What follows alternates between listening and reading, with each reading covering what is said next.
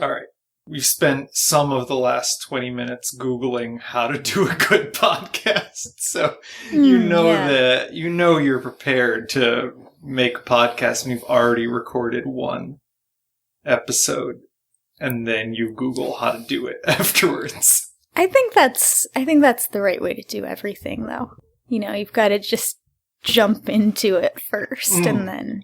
I guess probably I'll edit out any discussion of our not knowing what the podcast name is and then insert the jingle. Oh, yeah, because we still don't have a name. It's CD business. It's CD business. Allison, what are you drinking? I don't know. You gave it to me. Oh, that's right. You just drink anything I give you. Yeah. That's bad policy. I don't remember what it is. Oh, it's champagne with Saint Germain. Yeah, that's what it tastes like. I'm drinking whiskey in a cup. Not out of a bottle. Yeah, out of a cup.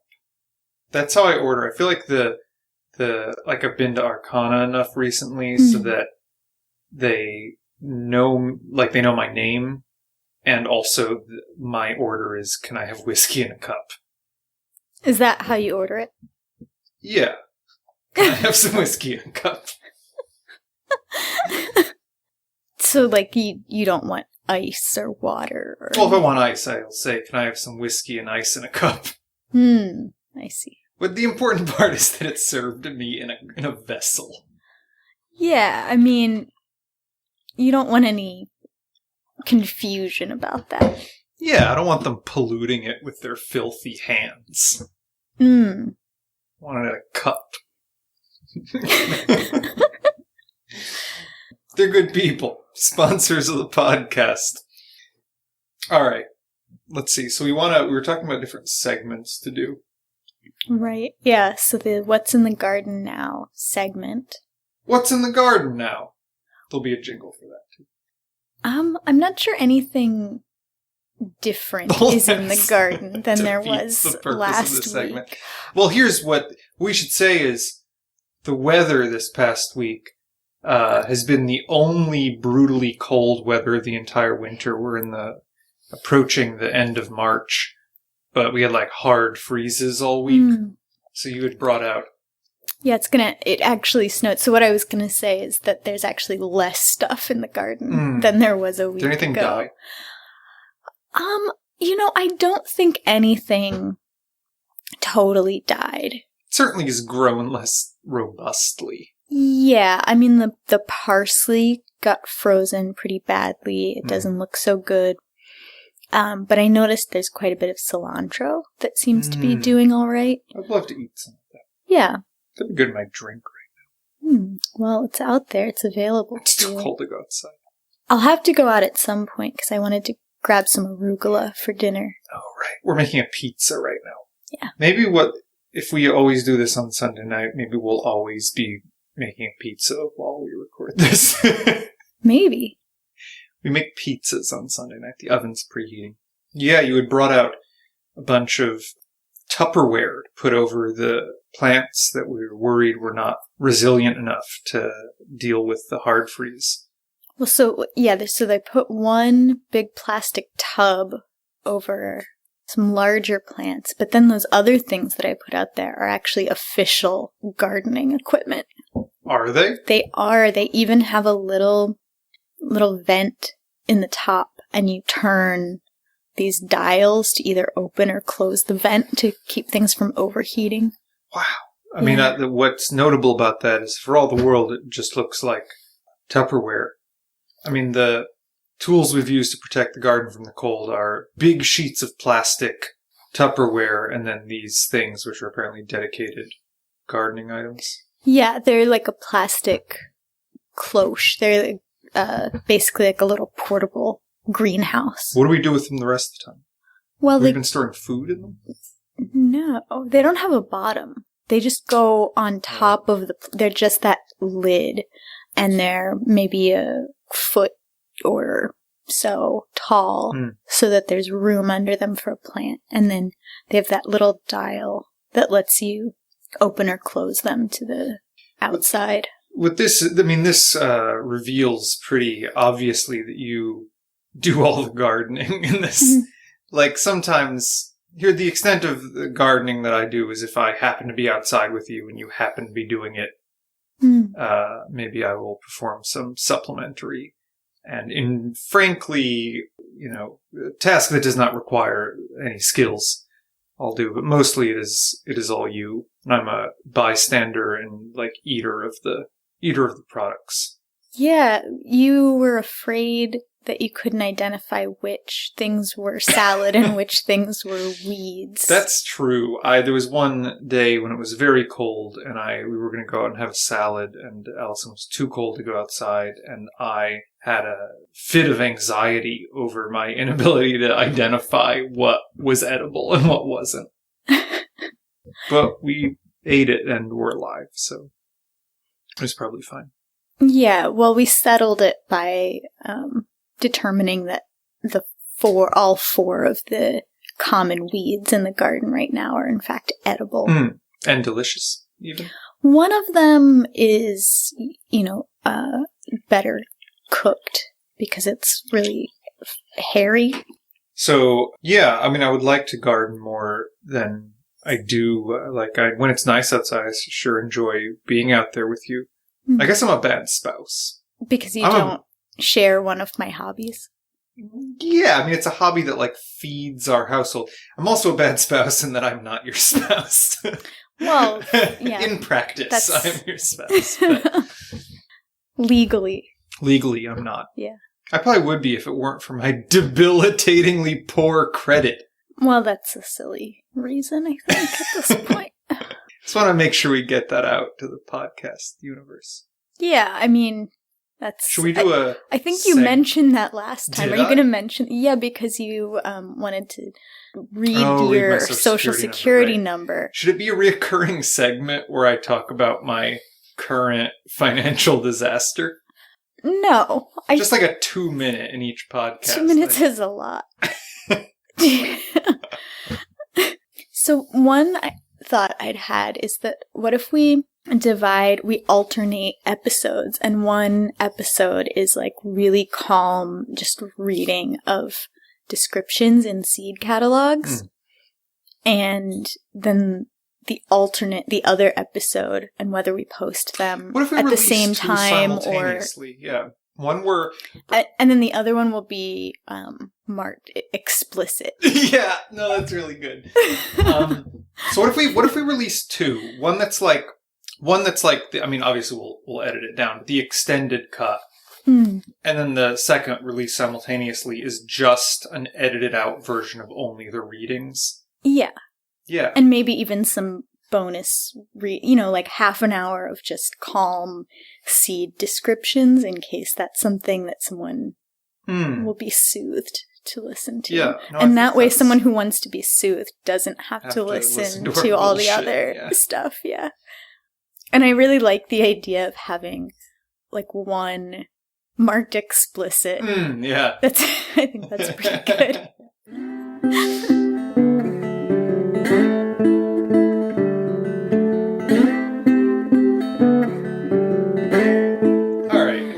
Catalogs. We also couldn't find these for a while today, which again speaks to our dedication to this. Yeah, well, so what I remembered was that I tidied up and then I put them in the cabinet that's right behind you, that is the dedicated gardening supplies cabinet. Sure. Okay. So that made sense at the time, but I'd forgotten that I tidied them.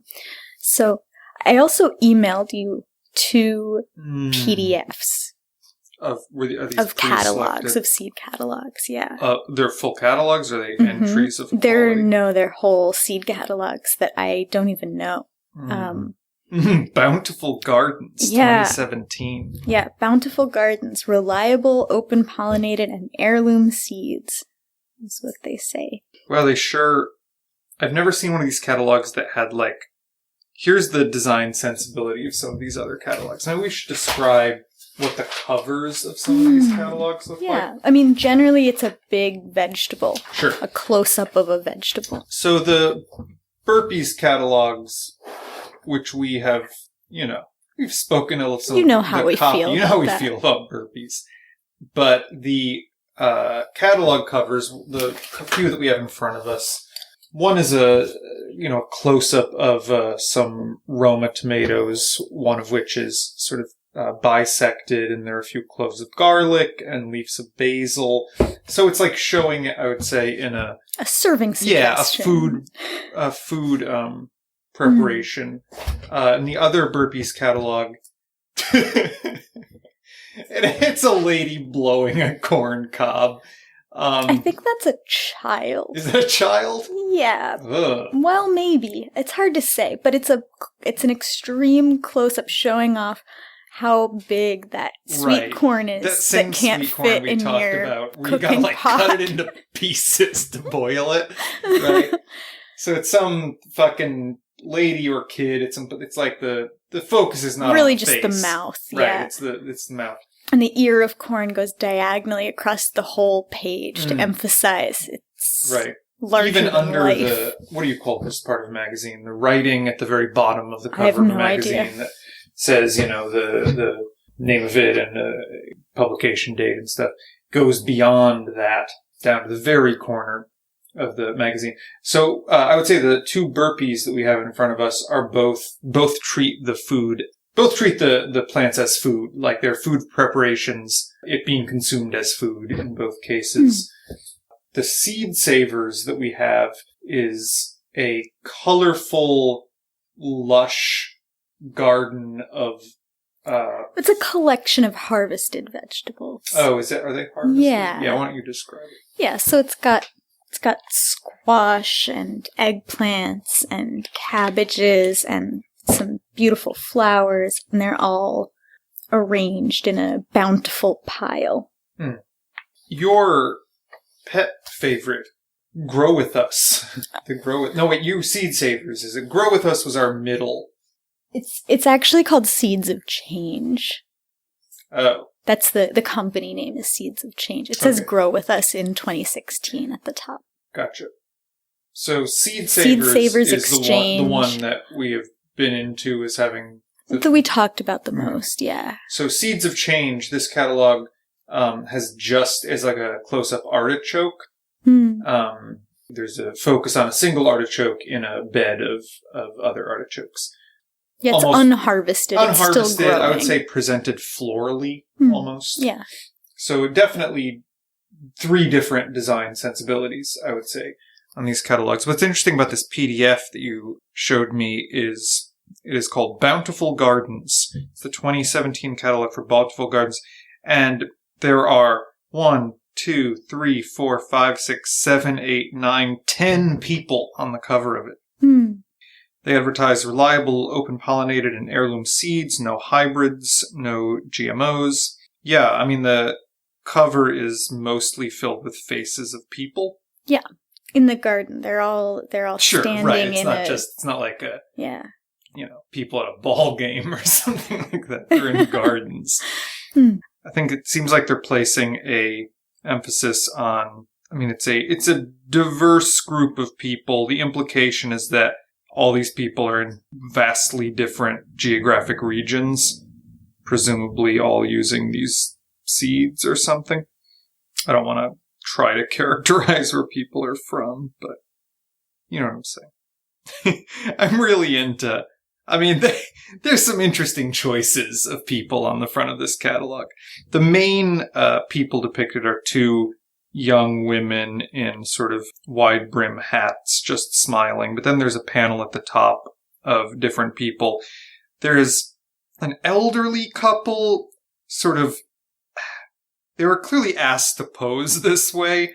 They're harvesting tomatoes. They're each holding a tomato in both of their hands and I'm going to say scowling at the camera. No, they're smiling. There's no way that lady's smiling. Zoom in. That guy's definitely...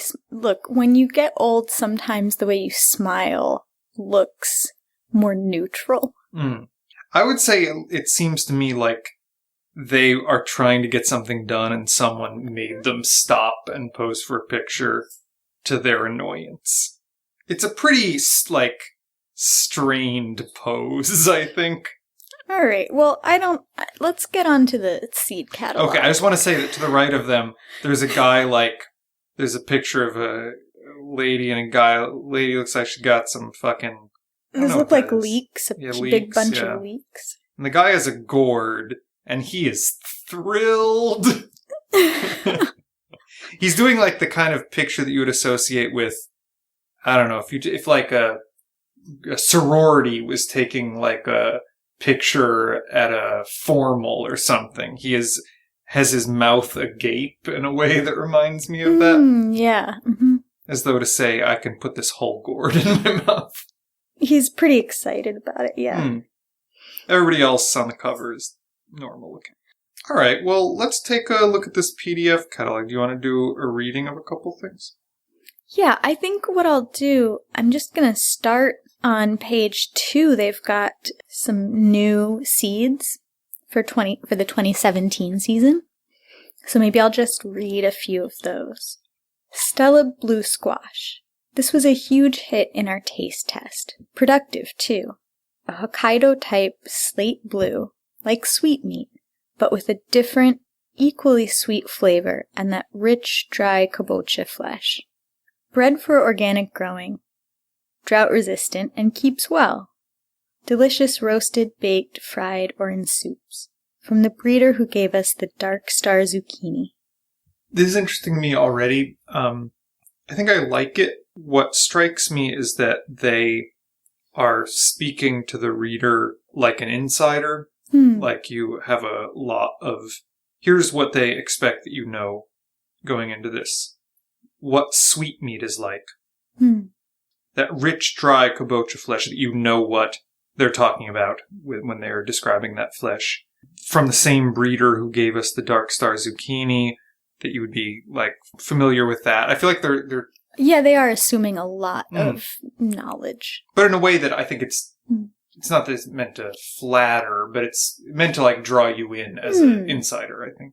Yeah, and it's the very first entry in their catalog, too. Yeah, it looks nice. It's got a sort of dusty, sage green skin. Mm-hmm. Yeah, I don't think I've ever seen a squash that's had that coloration before. Yeah, it looks really nice. Maybe we'll... sold, get some. Yeah.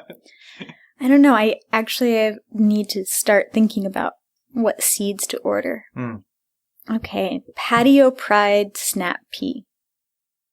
AAS winner for 2017. This new snap pea produces sweet, juicy pods you love to munch right in the garden. Only 40 days from seed. Little 12-inch vines are perfect for containers and even hanging baskets. Ideal for succession planting, even in areas where it's hard to squeeze a fall harvest between hot weather and snow. Long harvest, too.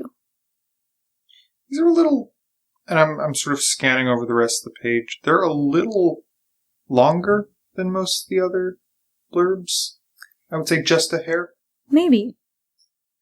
Okay, Zapallo del Tronco Summer Squash. A great alternative to zucchini. We want to be sure our customers know that Zapallo is back, after an absence. Yeah, they have some real proofreading issues here. Big, healthy plants with some resistance to squash bugs. A staff favorite. Glossy, round fruits are meatier and richer tasting, as if they had been buttered. Clean flavor and texture for raw use. This very rare treasure from South America deserves to be better known. The best round summer squash. Maybe I should do that one again without internal commentary, but they got a lot of typos. Really need a proofreader. It makes it kind of hard to read. Not only for the misspellings, but also like the spacing of stuff. They are missing a lot of spaces in between sentences, which is jarring. It's curious because I'm not put off by the writing, largely. Yeah, it's fine. Although we're getting again into some territory where things are meaty as though they had been buttered. Just like pretty gross way. I don't know, it's not like vegetables with butter on them are not delicious. It's, of course, a delicious way to eat a lot of things, but like a pre-buttered, coming out the ground buttered. Well, I mean, gross idea. It's interesting. I mean, the choice of words is interesting because if they said that it tastes buttery, I would find that really appealing. Mm-hmm. But for some reason, they've chosen to use more space to say the same As if they had thing, been buttered. but in a way that sounds less appealing, at least to me. And less like a description of the taste or texture. Right, because buttery as a description does not have to be talking about butter, right? It just means smooth and mellow and those sorts of things. But here, as though it has been buttered, really puts another third party into the equation too, like who did the buttering. Some fucking creep. Okay. Want to read it again? Oh, yeah. Zapallo del Tronco... No, I can't do it. It's over for me. Let me give it a try. Zapallo del Tronco summer squash. A great alternative to zucchini. We want to be sure our customers know that Zapallo is back after an absence. Big, healthy plants with some resistance to squash bugs. A staff favorite. Glossy, round fruits are meatier and richer tasting, as if they had been buttered. Clean flavor and texture for raw use. This very rare treasure from South America deserves to be better known. The best round summer squash. The best round summer squash. That's saying a lot, yeah. That's saying a lot. Though I'm trying to think what other summer squashes are... There's not a picture of it, so I don't know if they mean that it's spherical. They must mean that it's spherical. They mean the roundest summer squash? The best summer squash at being round? Well, most summer squashes are elongated. I'm interested in this catalog. Like, it's got some life to it, I think. The Seed Savers I find to be have elegant writing, is clear, like formatting's good, but I'm not sure it's like the liveliest writing. This PDF catalog that we're looking at, like, it's got some punch to it, but not the sort of the craven commercialism of the Burpee catalog. It like lacks the... It's not trashy like Burpees. It's just got some... It's got some bounce.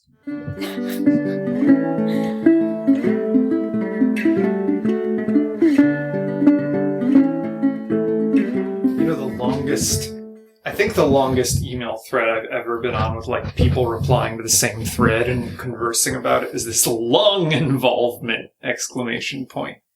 Email thread. You know that woman at my church? Lovely woman who has an issue with her lung. She sent an email with the title "Lung Involvement!" ! And just, it's really been a hit with its base. Lots of conversation as a result of this. Okay, we're back to Beautiful Gardens 2017, right? Bountiful Gardens. Bountiful Gardens. Yeah. Bountiful Garden 2017. Okay. Christmas watermelon. We've been wanting to bring you this melon for years, and it is finally here. A watermelon meant to keep for over a month. You can eat it for Christmas dinner. Icebox size, with pale green exterior and fragrant, peachy rose flesh. Crisp, juicy, sweet, and something new in the melon patch. I think that's very pleasant.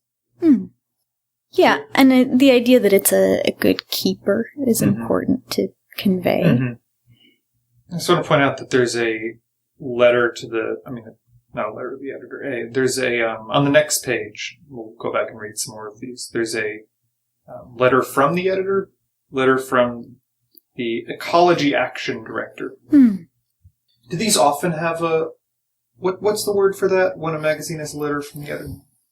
Yeah, I mean, I think it's often called a word from the editor or something like that. Do they all have this? So, for example, the inside of Seed Savers Exchange has something that is headed from the director. I bet Burpee doesn't. It does. It has Burpee has on the inside cover a very small column from their chairman and CEO. So it's not exactly the editor of the magazine. itself, but a letter from their CEO. I mean, none of these are magazines. They're Sure, definitely right. just catalogs. But, like, someone is the managing editor for this catalog, and it's not George Ball, the chairman and CEO. Yeah, I mean, whoever is putting together the catalog.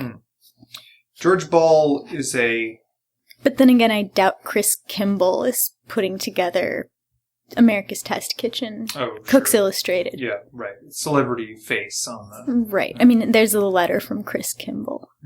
Yeah, George Ball, who's the chairman and CEO of Burpee, is depicted as sort of maybe in the woods or a sort of, not a garden, a patch of land, petting his dog. The dog looks kind of mad. He's wearing a plunging V-neck. Oh, I'm looking at another issue, and it's the same image, yeah. The much longer letter in Bountiful Gardens 2017, which is written by John Jeevens, the Ecology Action Director, so presumably more involved in the science of it than the CEO of a company would be, is depicted as holding a frankly stunning amount of vegetation in his arms. He's beaming. He's holding, a bunch of flowers, a bunch of carrots, a sheaf of wheat. Sheaf of wheat, right? Garlic, a huge thing of, bunch of garlic. Yeah. Beets. Quinoa, I think? I think beets to the left of the carrots. Yeah, there's some beets, a lot of carrots, sheaf of wheat, and I believe a lot of quinoa as well as a huge bouquet of flowers. It's a lovely picture, and he looks like a very happy man. He's wearing a wide brim hat. He sort of looks like George Lucas, or maybe if had a father who was the opposite of this might be how he looks. I mean, he's a white guy, is what you're saying. He has the same sort of face, I think, but one that's, not warped by evil. Okay, so you have to cut that, because we promised. I know, we'll cut that. Okay, alright. We'll just bleep who it was, so they can imagine who we could be talking about. Alright, let's read some more of these new for 2017s. Okay, yeah. Sleeping Lady Tomato. If you hear incidental squeaking, that's our cat Lucy vigorously licking herself on this cushion that makes squeaking sound. I'm not sure if it'll be audible. Sleeping Lady Tomato. Heirloom quality tomatoes on a strong plant only 3 feet tall. A group of home gardeners have been crossing heirloom dwarf tomatoes with the best flavored full-size heirlooms. The result is plants that can fit on a patio, with luscious fruit that bears till frost. They have regular-sized leaves and fruits on a very stocky plant. Fruit is smooth and round to oblate, ranging from 3 to 6 ounces, and ripens to a chocolate mahogany color with well-balanced flavor. Oh, man, that sounds so great. Doesn't it? Yeah. I want it, yeah. The description of it having a chocolate mahogany color makes me think of, balsamic vinegar being on it or something, a really delicious sweetness to it or something like that. Yeah, that's a good description. And we should plant that. Maybe. I've sort of sworn off tomatoes. Standard-sized tomatoes. Yeah. I feel that... they don't grow well. It seems like we have not had good luck with them. Cherry tomatoes are prolific and are much better at... You can also get them off the vine before something takes them or a pest gets them. Right, sometimes we'll almost get a tomato and then we'll get fucked by something. Yeah. Right. I think it's much better to get 10 cherry tomatoes and have a bird take one than to have a bird take a bite out of every one of your regular-sized tomatoes. I think ultimately we get a lot more tomato for the effort. There's a moral lesson embedded in that somewhere, I think. Don't put all your eggs in one basket. There it is. Actually, I think I'm going to get some grow bags this year and try putting tomatoes in a grow bag. You explain what that is? It's like a plastic or fabric bag that you fill with dirt, and then you plant something in it. Mm. And the thing about our garden beds is that they were installed, I would say, in the absolute wrong side of the yard. Mm. But if we get some grow bags for tomatoes, we can put them on the good side of the yard. Mm. I just have to remember, look in on them and keep them watered. I don't like things that are not in the ground because you have to give them a lot more water. Yeah. But I think we'll have better luck with tomatoes if they're on the other side of the house. We rent, so putting in more garden beds is not ideal. Yeah. Watercress. One of the oldest known leaf vegetables and possibly the most nutritious of all. Fast growing in either water or damp soil. If you do not live in a damp climate, this is easy in a container. Sparks soups, salads, and sandwiches and smoothies. Matador spinach. Smooth, flat leaves for baby spinach, salads, or full-size cooking greens. Preferred by many for their ease of cleaning, flat-leaved varieties are usually hybrids. We are pleased to offer this non-hybrid, open-pollinated spinach with smooth leaves. European favorite for spring and summer. Succession sow. Do you want to read a couple? I love your voice. Why don't you read a couple? I love your voice. Oh. Let's see, I will read Pellegrini pole bean. A true heirloom, passed from gardener to gardener for generations because of its fabulous flavor. Delicious as a green bean, and one of the very best tasting dry beans as well. Named for Angelo Pellegrini, who published the first recipe for pesto in the U.S. in 1946, and is widely considered the father of the local foods movement. He got this bean, which he considered the best tasting bean of all, from the Mondavi family. They brought it from Italy, where it was called the Monachine, grown for us by Christa Rome, extremely rare. They've made me want every single one of these. Yeah, it's good. I mean, this is I corrected on the spot their typo or typos in this. If they just had a competent proofreader. One of the very best tasting dry bean. Oh, they'd really be in business if they had a proofreader. I mean, it could be one person doing this, potentially. Yeah, absolutely. It might be that guy. Well, maybe. If it's a PDF, then basically probably one person can handle it. Maybe. I don't know why a PDF would be different from... I think you can get this in the mail, too. Oh, yeah.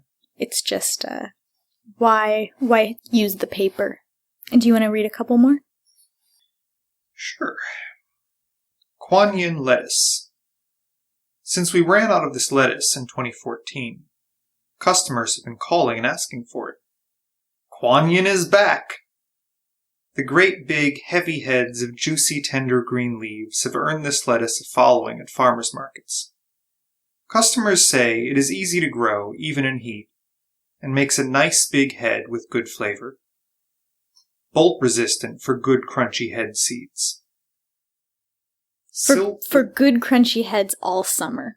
300 seeds. Sorry, they've got some really weird kerning and a lack of spaces, and they've got their picture I was gonna say, I didn't know what is breaking up the paragraph in a weird way. Yeah. Try that one again. Okay. They really need one proofreader to look over this. Kuan Yin lettuce. Since we ran out of this lettuce in 2014, customers have been calling and asking for it. Kuan Yin is back! The great big heavy heads of juicy, tender green leaves have earned this lettuce a following at farmers' markets. Customers say it is easy to grow even in heat, and makes a nice big head with good flavor.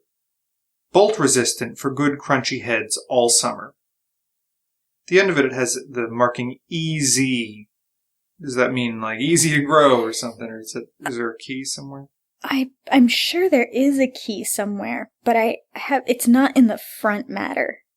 So it might be something we would... Okay, easy, yeah, okay. It's way in the thing. It has an easy next to it, means easy to grow, and then it has a picture of a sun, which means tolerates hot weather. We'll do a segment at some point on the symbols used. Silver slicer cucumber. Fantastic, fresh-eating cucumber with white skin and very sweet, mild, crisp flesh. Gaining a following who insist it is the best-tasting cuke of all. It is also extremely productive and reliable. Bred by Cornell University as a sweeter, slimmer selection of the Maine heirloom Boothby's Blonde. Magenta chard. We are happy to offer this locally grown chard. The bright magenta purple midribs are exceptionally wide, colorful, and meaty. Great farmer's market variety with flavor to back up the eye-catching color. I have to take exception with the idea of a leaf vegetable being meaty. I certainly do not want my leaf vegetables to be meaty. If I wanted anything to be meaty, sure, a mushroom and eggplant, that's meatball. Right. It's the first good callback. Oh, meatball. Oh, man. But seriously, chard? No one wants meaty chard. Right. That's a mistake. I mean, they're talking about it's ribs, so that's what they're going with that. Sure. Like it's a beast. Yeah. Honestly, this doesn't harp on the meaty. Like, this is, some of these things in this catalog have been described as meaty, but they don't really... They don't make it gross. Yeah, they don't like... Burpee describing that eggplant as like meat hanging in the sun or something. Like. Imagine plucking a hunk of meat fresh off the vine.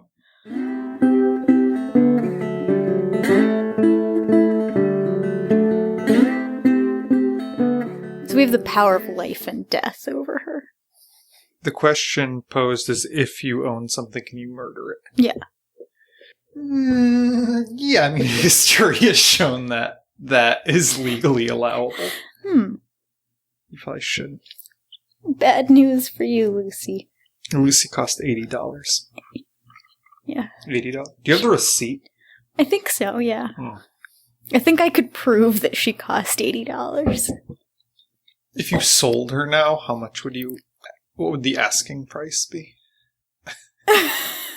Has she devalued or increased in value since her purchase for $80? That's a difficult question. I mean, she's aged. I mean, she's increased in value to me, obviously. But decreased in value to everyone else. Yeah. So you have to take that into account when you price her. She's a worse cat to everyone except you and me than she was 8 years ago. That's right. Lucy, you're deteriorating. But if we surrendered her to the Humane Society from whence she came, which in fact the contract you sign when you adopt a pet says that if you ever want to get rid of it, you'll give it back to the Humane Society. Wow, really? Yeah. What's the return policy like? Will they give you $80 back? No. Leave you any money back?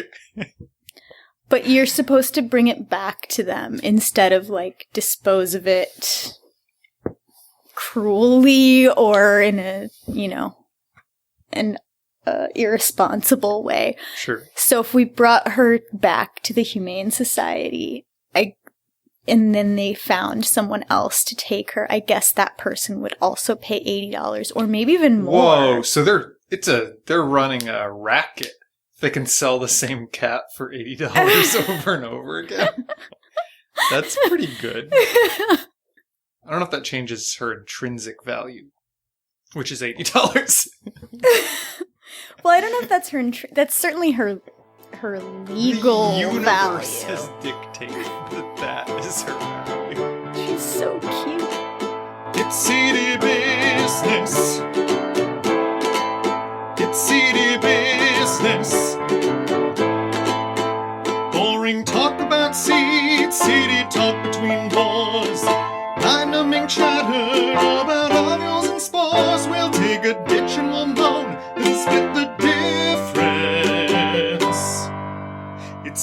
business.